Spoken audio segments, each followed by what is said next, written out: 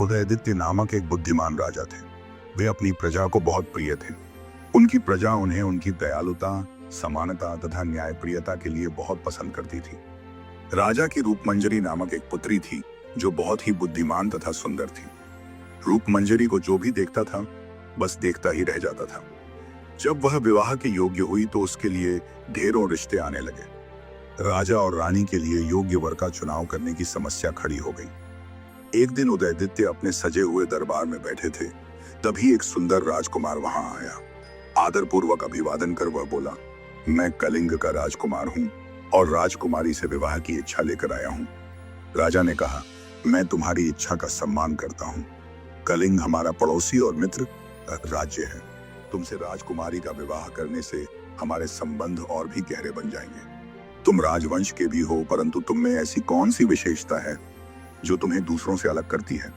राजकुमार बोला, महाराज, मैं एक योद्धा हूँ और बहुत अच्छे गुरुओं के द्वारा युद्ध विद्या में पारंगत हूँ। मैं अपने देश की सेना का सेनापति हूँ और कई युद्ध भी जीत चुका हूँ। राजकुमार की बात सुनकर राजा ने प्रसन्न होकर राजकुमार को अपने महल में राजकीय अतिथि के रूप में राजकुमारी का निर्णय आने तक रुकने के लिए कहा।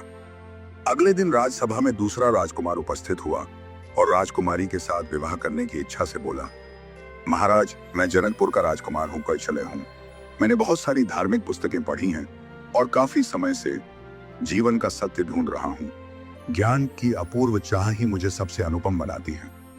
राजा राजकुमार से बहुत प्रभावित हुआ और उससे अपने महल के अतिथि गृह में कुछ दिन ठहरने के लिए कहा।